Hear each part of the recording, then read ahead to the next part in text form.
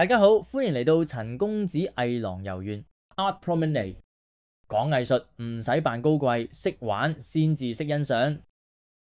我首先同大家講下點解會有呢個 channel 嘅出現先，主要係因為我陳公子發現喺 YouTube 上邊好少有廣東話去講藝術嘅 channel，所以咧就開一條 channel 同大家分享下啦。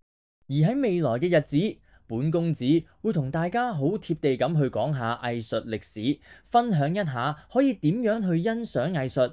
我會盡量用輕鬆有趣嘅風格帶大家遊覽藝術大觀園，用最淺白嘅言語同大家分享點去睇藝術。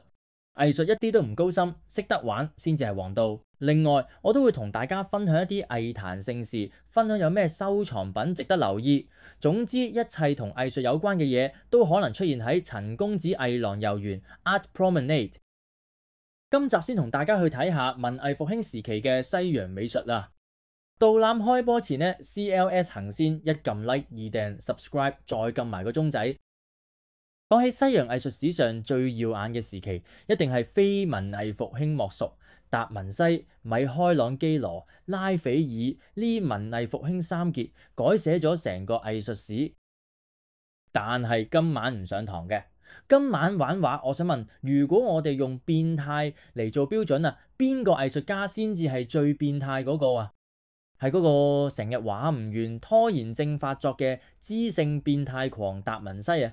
定係嗰個筆下全部都係肌肉啦，對石頭比對人有耐性嘅激情變態狂米開朗基羅，又抑或係嗰個完美到你覺得佢好悶、早熟又早逝嘅秩序變態拉斐爾呢？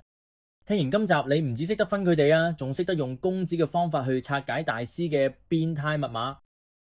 我哋嚟睇下第一位變態狂達文西 Leonardo da Vinci。佢係天才中嘅怪人，好多人笑佢。達文西最出名嘅竟然只有一幅畫，冇錯，就係蒙娜麗莎。呢幅畫佢生前甚至冇交翻俾委託人，即係俾錢叫佢畫畫嗰位老闆，達文西一路帶喺身邊到臨終。點解呢？因為佢太過追求完美，太挑剔啦，佢不斷修改，不斷優化，根本交唔到貨。達文西咧唔係唔想畫，係太多嘢想畫，解剖學、工程學、飛行器、潛水裝備，佢個腦袋咧就係一個宇宙，所以佢畫畫嘅速度慢到咧留低咗大量未完成嘅作品，例如《最後的晚餐》同《岩窟聖母》。佢可以話係理性與感性嘅矛盾體，一個科學家，同時又係一個詩人。咁我哋點樣回味達文西嘅畫作呢？達文西嘅畫，你唔係欣賞佢嘅畫面，你係要察覺佢喺畫入邊埋藏咗光學、幾何、解剖學嘅密碼，通通等你自己去解鎖。你睇嘅係佢點樣用透視同光影嚟同你嘅視覺玩遊戲。嚟到第二位變態狂米開朗基羅 Michelangelo， 佢同達文西咧係完全相反。如果達文西係思想變態，米開朗基羅就係肉體型變態。佢曾經講過啊，繪畫係俾細路仔玩嘅，真正嘅藝術係雕刻。所以佢嘅作品無論係雕塑定繪畫，都充滿爆炸性嘅肌肉張力，好似大衛像、天頂畫、創世紀、最後的審判，每一件都係人類力量嘅極限展示。佢連畫聖經故事都要畫到個個角色好似啱啱喺健身室舉完鐵咁。佢係藝術界嘅健身狂人，憤怒、高傲、完美主義，中意對住硬掘掘嘅石頭發洩佢嘅激情。咁我哋又點樣回味米開朗基羅嘅作品呢？睇米開朗基羅唔係睇故事，係睇力量。你要感受到佢喺鑿石頭嗰陣嗰種肌力極限。佢一樣有未完成嘅作品，但同達文西嘅奄尖唔同，係因為咧佢太想喺塊石頭度發掘生命，搞到不斷鑿，有時咧會鑿壞咗。第三位變態狂就係拉斐爾 Raffaello Santi。佢係一個太完美嘅天才，可惜只活到37歲。佢嘅畫風清新，構圖優雅，顏色柔和，好似小凳上的聖母、雅典學院，每一幅都係教科書式嘅完美。但係呢份完美喺現代觀眾眼中咧，反而可能顯得太安全，冇達文西嘅神秘感，亦冇米開朗基羅嘅爆裂。點解我話佢係秩序變態？因為佢嘅構圖咧極度強調和諧均衡，佢將複雜嘅人物群組安排得井井有條，每一個人都喺自己最舒服嘅位置。後世好多想反叛古典嘅藝術運動，反對嘅其實就係太似拉斐爾嘅完美到極致嘅規範。咁我哋點樣玩味拉斐爾？睇拉斐爾係睇空間，睇佢點樣用透視啊，用色彩咧，將成班人啊，成個場景啊，擺到你個視覺上最舒服、最和諧嘅位置啊。本公子咧就對3位文藝復興時期嘅巨匠做少少總結。呢3位變態天才咧，其實代表咗文藝復興精神嘅3個極端啊。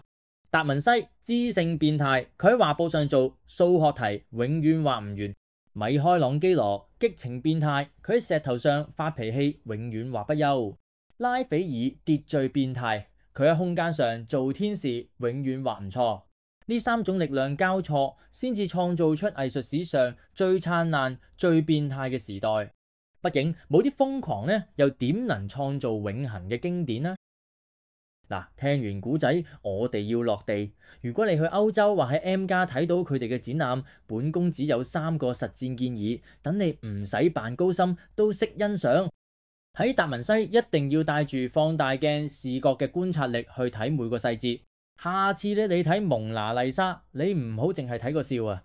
你試下睇佢背景嘅山脈嗰種空氣透視法 Full Metal 係點樣用煙霧狀嘅光影將遠景拉遠。